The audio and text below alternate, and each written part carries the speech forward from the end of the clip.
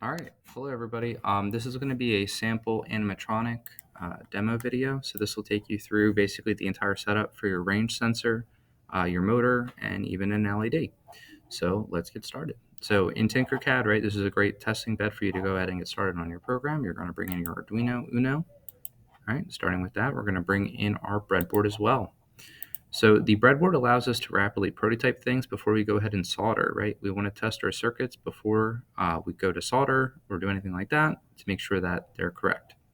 So with our board here, we're going to wire out our 2 pins. So we're going to go from the 5-volt lead over to our hot wire there. So that is going to power the entire thing there. The great thing about Tinkercad is when we mouse over, you can see it'll highlight the whole end there. Same thing with our ground, right? So if you click there, it'll highlight the whole ground section. We're going to change our wiring here to a red to keep our head straight. We're going to select our next lead. Our next lead is going to be black. So we're going to take that over from our ground end here, and we're going to lead that over here. So now this entire rail is powered with a 5-volt, right? That's our positive, and also our ground. We are good to go ahead and get started on bringing in some of our other components. So from our demo in class, we got our servo working here. So we're going to bring our servo in, our micro servo. And our servo has 3 leads, right? So you want to remember we have our ground lead, our power, which will get 5-volt, and our signal wire. For the code we're writing today, we're going to put our signal wire into digital 5 over here. You'll notice the little PWM symbol, that's the tilde. That indicates that this is a pulse width module. So that means our wire is going to be able to be signaled and driven through that. So we're going to go ahead and run our lead. So we're going to grab the black wire. Again, that's going straight to ground. We already made that, so we're good to go.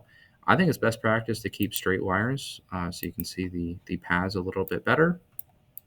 We're going to take our power lead here. So we're going to go to a red wire and bring that straight up. And we can pull this a little bit to the right just to, again, keep that straight. And our last lead is this orange one here, right? So you can use any color you like, doesn't matter. You can keep it orange, that's our signal wire. And that's going to 5, like I said. Zoom out.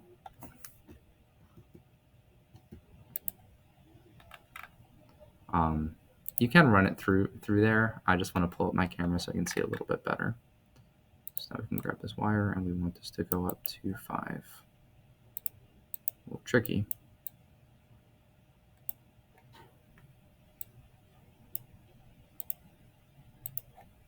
All right, we might have to redraw that wire, but for now, that'll be just fine. I don't like it. Let's try again.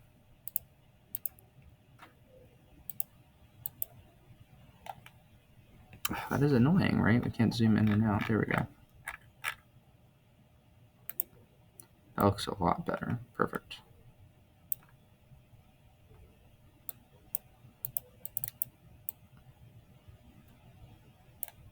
All right, so we have that hooked up. Our next thing is our transducer. So remember, this is our range sensor, right?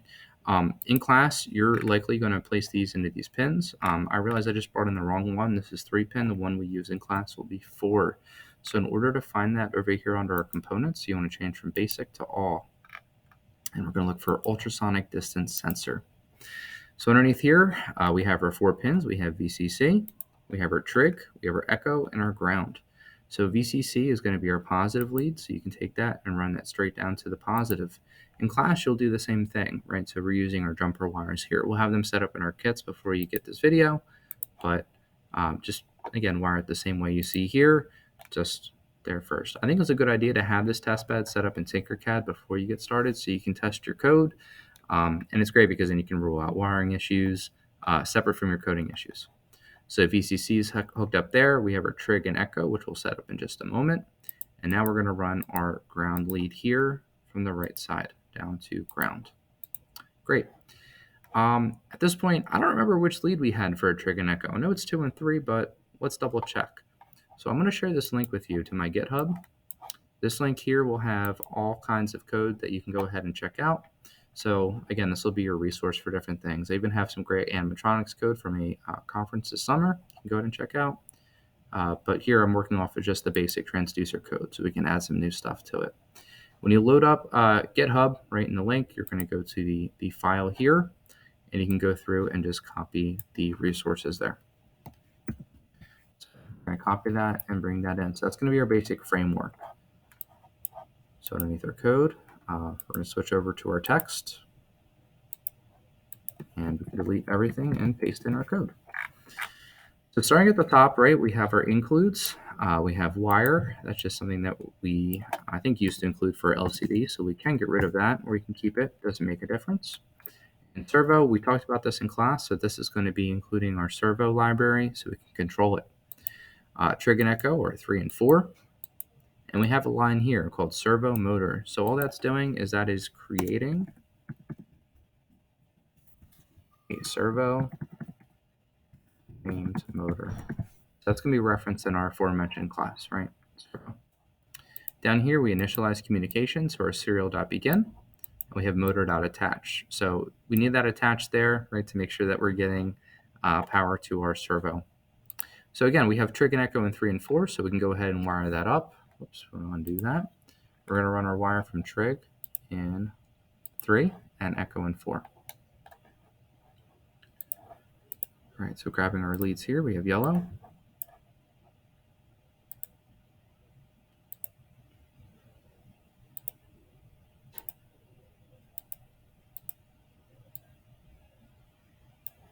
And why not purple for this one?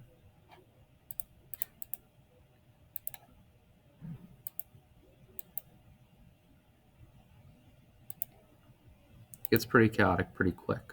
So when you're doing this in real life and you're doing this with your board, make sure that you're doing good wire optimization and organization. It really helps out. So also be mindful, I didn't mention this before, that this does run vertically. So if you place this horizontally, it won't work. All these pins will be sticking together. So when I mouse over, you can see that green track there that does highlight everything, and that's the deal. Awesome. All right, next thing, we're going to bring in our LED. So over here on the right, we're going to look for our LED. If you'd like to add one, we can switch back to basic, and we can drag in our LED. It's great too because you can add it in like this, or we can use the included socket on our kits at home, so you don't have to worry about doing resistance calculations. So you can bring in your resistor and hook that up right there. So since that is in series with that lead right there, we can go ahead and power that. Our cathode here is going to go straight to ground. So we can grab our ground wire. And then we can grab the positive lead here. Oops, change the color there. Make sure you deselect your wires before you select the colors. And we can pull that. If we pull that straight to power and hit start simulation, that should hopefully light up. There we go, so we did it correct. But we want this toggled on and off by our board. So we're going to actually delete that wire and replace that with maybe a wire for a signal that we want to send it to. Make sure you put it onto the end of your resistor, not what I just did right there. That's incorrect.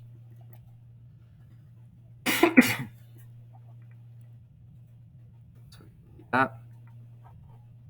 Run our wire here all the way over, and we're going to plug that into 6.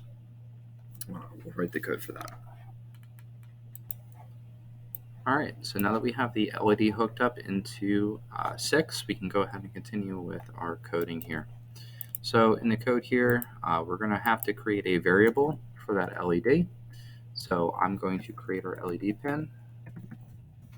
We want to plug that into the pin that we just plugged in, which would be 6, right? Remember from our previous codes, we have to set our pin mode. So that is a pin mode for our LED pin, and we're going to set that to an output.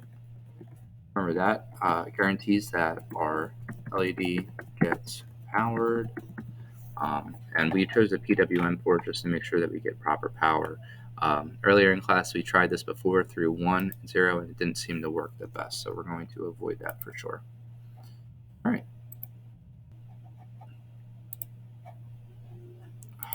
I think that's my biggest gripe, is that deselecting these wires tends to be tricky. I'm not sure if it's because I'm filming or what the deal is, so we'll just connect those two. Again, you wouldn't want to do that. That would arc it. All right, in our code, we're going to continue along, so we've set that. This code I'm giving to is a framework. So you have the longs here that are set, so that's our duration, inches, and centimeters. So that's used to calculate distance in terms of our transducer.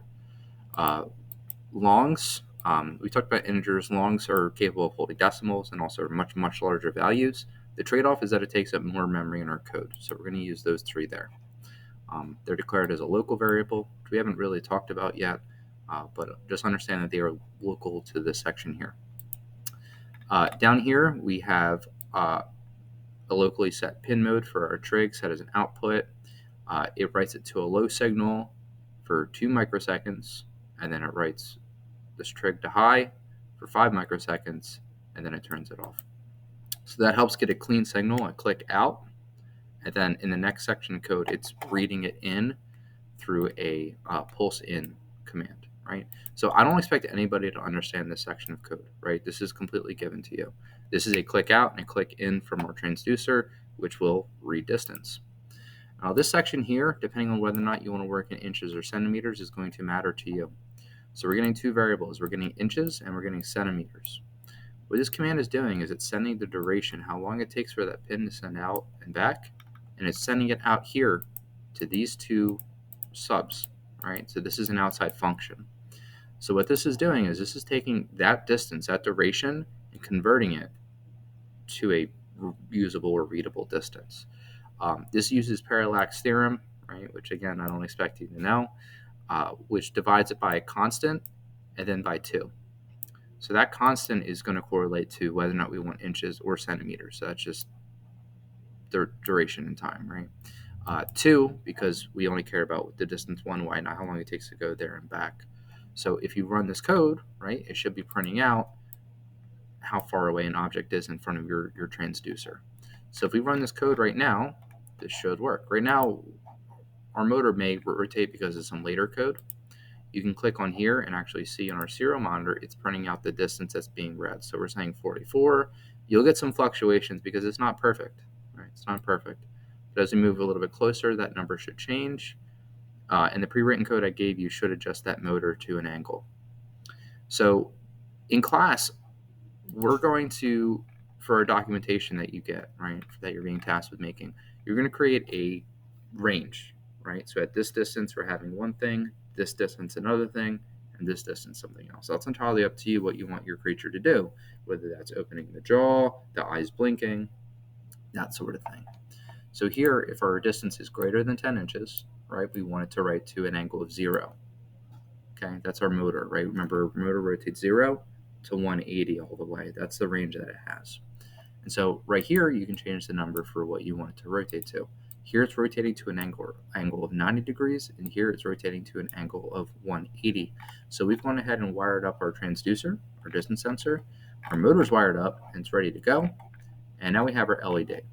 So simply, in here, we could add the digital write for our LED. So if between 10 and 4 inches, we want a digital write our LED pin to high, we can do so, right? So we can go ahead and click Start Simulation, and it should work. So now if we go between 10 and 4 inches, you'll see that my LED should turn on. Great. Again, our resistor here, we want to make sure that that's set properly. I'm realizing now I didn't actually set that, and it doesn't seem to be appearing.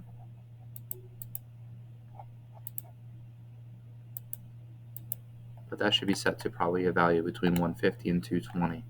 I'm unsure if it's because I'm screen recording, it's not showing, but in a perfect world, you would set that in that manner. All right. So that about covers it. If you make your way over to the GitHub, you can check out a fully functioning version of this code that I wrote live, and that should really help you get started.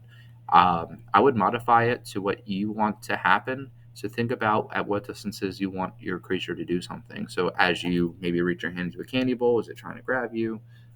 That sort of thing. I hope that this helps. Again, here, CSPD23 Animatronics. This will be the pretty much fully functioning code that will merge everything that we've been talking about all year, and hopefully you can adapt that for what you want. Please reach out with any questions. Thanks very much, and have a great day.